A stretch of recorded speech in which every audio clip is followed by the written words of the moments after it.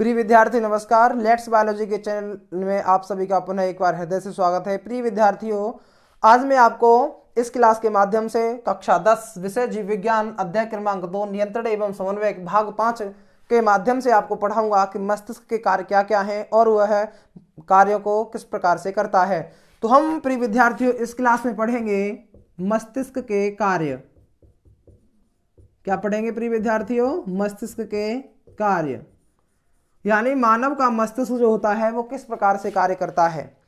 तो मस्तिष्क के कार्य जो होते हैं वो निम्नलिखित प्रकार से होते हैं। सबसे पहला मस्तिष्क का काम होता है आवेगों को ग्रहण करना। प्रिय विद्यार्थियों, सबसे पहला काम क्या है इसका? आवेग को ग्रहण करना, यानी आवेग जो होते हैं उनको ग्रहण किस प्रकार से करता है। सबसे पहला काम इसका क्या है? आवेग को ग्रहण करना, यानी मस्तिष्क सभी संवेदी अंगों से आवेगों को ग्रहण करता है। मस्तिष्क सबसे पहले क्या करता है? सभी अंगों से। मस्तिष्क का काम क्या हो जाता है? मानव के शरीर में पाए जाने वाले सभी संवेदी अंग जो होते हैं, कौन से अंग होते हैं? संवेदी अंग जो होते हैं उनसे क्या करता है? आवेगों को प्राप्त करता है। अब संवेदी अंग कौन से? जैसे आंख है, आंख ने कुछ देखा या रास्ते से हम गुजर रहे हैं, हमने किसी भयावह जानवर को देख लिया और उसको देख करके जो सूचना पहुंचेगी अर्थात जो आवेग होगा वो कहां पहुंचेगा? मस्तिष्क को पहुंचेगा। या हम रास्ते से जा रहे हैं, अचानक से हमारे पैर में कुछ चुभ जाता है, वहां से आवेग प्राप्त होता है, ठीक है ना। उस आवेग को कौन ग्रहण करेगा? मस्तिष्क ग्रहण करेगा, ठीक है ना। तो सबसे पहले मस्तिष्क का काम क्या हो जाता है? आवेग को ग्रहण करता है। किसके द्वारा? संवेदी अंगों के द्वारा। अब सेकंड पोजीशन पे काम क्या है इसका? सेकंड पोजीशन पे काम इसका होता है प्रिय विद्यार्थियों कि ग्रहण किए गए आवेगों की अनुक्रिया करना। काम क्या है इसका? दूसरा, ग्रहण किए गए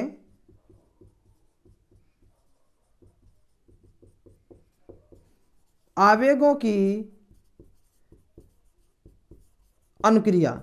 अब ग्रहण किए गए आवेगों की अनुक्रिया कैसे? विभिन्न संवेदी अंगों से जो आवेग मस्तिष्क में पहुंचते हैं। किसके द्वारा? विभिन्न संवेदी अंगों से, हाथ के माध्यम से, पैर के माध्यम से, कान के माध्यम से, आंख के माध्यम से, त्वचा के माध्यम से, सभी क्या होते हैं? आवेग यानी संवेदी अंग हैं। ठंडा और गर्म का अनुभव कौन? त्वचा के द्वारा। किसी ने हमको आवाज लगाई, हमने सुना कान के द्वारा। हमने किसी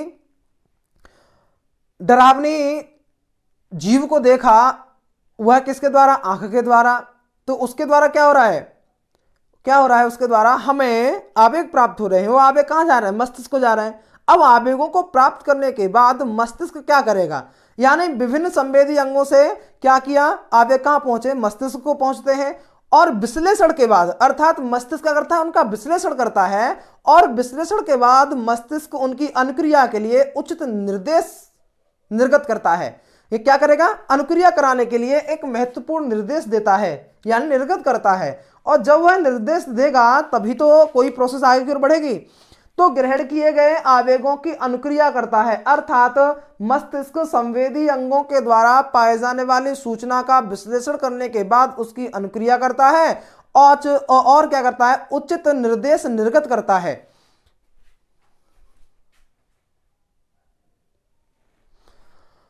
और निर्देश निर्गत करने के बाद फिर तीसरा काम इसका फिर हो जाता है प्रिय विद्यार्थियों, विभिन्न आवेगों का सहसंबंधन।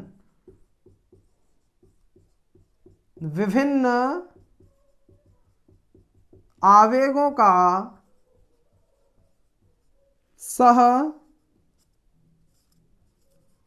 सहसंबंधन। अब विभिन्न आवेगों का सहसंबंधन कैसे? कि मस्तिष्क को भिन्न भिन्न संवेदी अंगों से एक साथ कई तरह के आवेग प्राप्त हो जाते हैं। अब एक तरह के आवेग कैसे?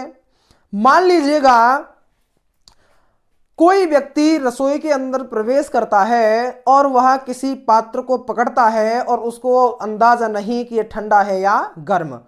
उसने मान लीजिएगा गर्म पात्र है, अचानक हाथ से पकड़ा। जैसे ही उसने पकड़ा, अचानक से हो सकता है सडनली कहीं से आवाज आ जाए।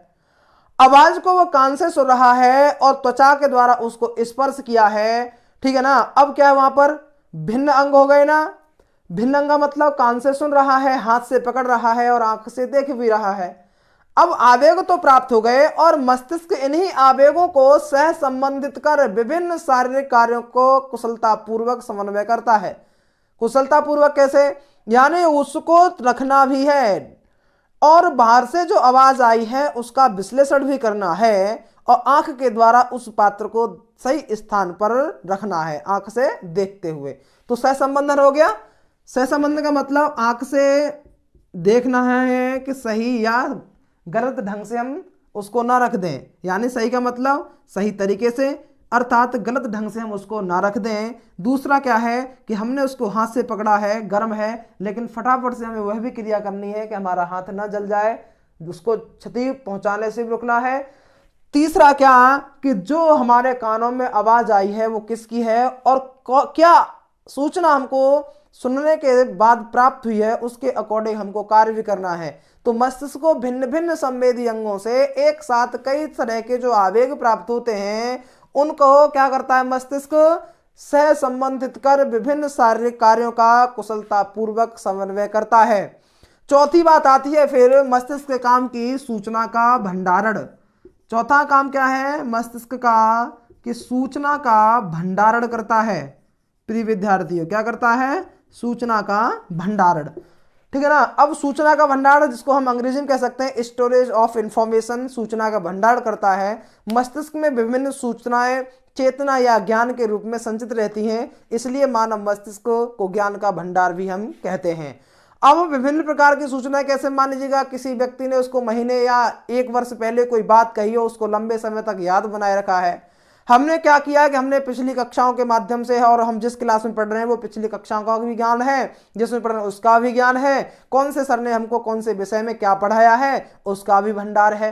तो सूचना का भंडार भी कौन करता है? मस्तिष्क करता है। प्रिय विद्यार्थियों, तो मस्तिष्क के कार्य में मैंने आपको 4 बिंदुओं के बारे में पढ़ा दिया। सबसे पहले मस्तिष्क आवेग को ग्रहण करता है, ग्रहण किए गए आवेगों की अनुक्रिया करता है। दूसरे पॉइंट में, तीसरे में विभिन्न आवेगों का सहसंबंधन करता है और चौथे पॉइंट में सूचना का भंडारण भी करता है। प्रिय विद्यार्थियों, यहाँ पे आकर के मस्तिष्क के कार्य प्रिय विद्यार्थियों हमारे समाप्त हो जाते हैं। अगले बिंदु की ओर हम बढ़ते हैं। अगला बिंदु आपका, अर्थात अगला विषय इसमें आता है फिर इस चैप्टर में आपका प्रतिवर्ती चाप के बारे में, कि प्रतिवर्ती चाप होता क्या है।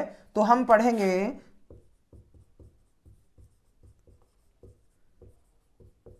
प्रतिवर्ती चाप। प्रतिवर्ती चाप का मतलब है रिफ्लेक्स आर्क, यानी न्यूरॉन में आवेग का संचारण, अर्थात तंत्रिका कोशिका में। किसमें? तंत्रिका कोशिका में।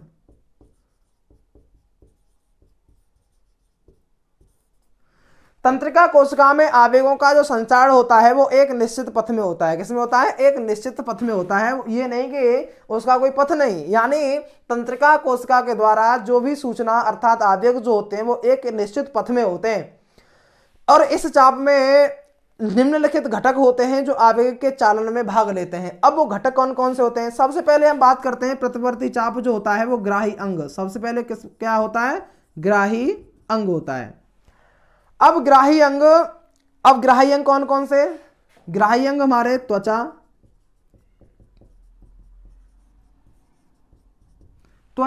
पेशियां तथा अन्य अंगों में मौजूद रहते हैं। ग्राही अंग किसमें मौजूद रहते हैं? त्वचा में और पेशियों में मौजूद रहते हैं। ठीक है ना। जो विभिन्न प्रकार के उद्दीपनों को ग्रहण करने का कार्य करते हैं। ग्राही अंग का काम क्या है? कि ग्राही अंग का काम है कि विभिन्न प्रकार के उद्दीपनों को ग्रहण करना, अर्थात वातावरण में होने वाली समस्त एक्टिविटी अर्थात गतिविधियों को क्या करना? ग्रहण करने का काम होता है। किसका? ग्राही अंगों का। सेकंड पोजीशन पर अगर बात करें तो बात आती है संवेदना मार्ग की। किसकी बात आती है? संवेदना मार्ग। प्रतिवर्ती चाप में सेकंड घटक क्या होता है? संवेदना मार्ग। यानी कहने का मतलब है कि ग्राही अंगों द्वारा उद्दीपनों को ग्रहण किए जाने के पश्चात, यानी ग्राही अंगों के द्वारा क्या हुआ? उद्दीपनों को ग्रहण किया गया और उद्दीपनों को ग्रहण करने के पश्चात उद्दीपनों का संचरण, किसका संचरण होगा? उद्दीपनों का संचरण होगा, यानी उनका एक स्थान से दूसरे स्थान पर पहुंचेंगे। संचरण जब होगा तो संवेदी न्यूरॉन में होता है जो संवेदना मार्ग का निर्माण करता है। ठीक है ना। यानी ग्राही अंगों के द्वारा उद्दीपनों के ग्रहण किए जाने के पश्चात उद्दीपनों का क्या होता है? संचरण किसमें होता है? संवेदी न्यूरॉन में होता है। किसमें होगा? संवेदी न्यूरॉन अर्थात संवेदी तंत्रिका कोशिका में होगा। जब संवेदी तंत्रिका कोशिका में होगा तो वहां पर क्या होता है, संवेदना मार्ग का निर्माण होता है। किसका निर्माण होगा, संवेदना मार्ग का निर्माण होगा, ठीक है ना। अब संवेदना मार्ग का निर्माण होता है, उसके बाद फिर तृतीय कंडीशन में आता है फिर तंत्रिका केंद्र। प्यारे लाडलो कौन आता है, तंत्रिका केंद्र आता है, नर्व सेंटर। अब संवेदना मार्ग से आते हुए संदेशों को, संवेदना मार्ग से कौन आ रहा है, संदेश आ रहे हैं, संदेशों को किसने प्राप्त किया था, ग्राहियों ने, किसके रूप में, उद्दीपनों के रूप में। तो संवेदना मार्ग से आए हुए संदेशों को प्राप्त कर यह उचित आदेश देने का कार्य करता है, कौन, तंत्रिका केंद्र। समझ गए ना, दोबारा से फिर कंफर्म कर लीजिएगा। प्रतिवर्ती चाप जो होता है वह किस में होता है, तंत्रिका कोशिका, ठीक है ना, किस में होता है, तंत्रिका कोशिका में। एक आवेग का जो संचार होता है एक पथ में, उस पथ का निर्माण कैसे होता है, तो उसका पथ का निर्माण जो होता है उसमें निम्नलिखित घटक होते हैं। सबसे पहला घटक कौन है, ग्राही अंग।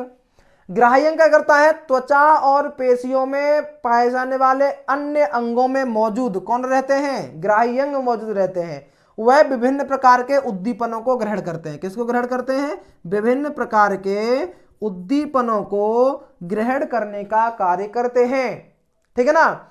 अब ग्राही अंगों ने उद्दीपनों को ग्रहण कर लिया, अब बात आती है संवेदना मार्ग की, यानी ग्राही अंगों के द्वारा उद्दीपनों को ग्रहण किए जाने के पश्चात उद्दीपनों का संचरण जो होता है वह किसमें होता है, संवेदी तंत्रिका कोशिका में होता है, जो संवेदना मार्ग का निर्माण करता है। किसका निर्माण करता है, संवेदना मार्ग का।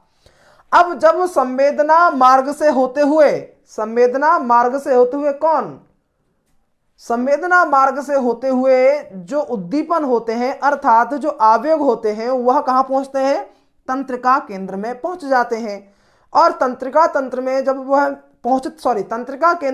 वह पहुंचते हैं तो वह क्या करता है, इन संदेशों को अर्थात आवेगों को प्राप्त करके वह उचित आदेश देने का कार्य करता है।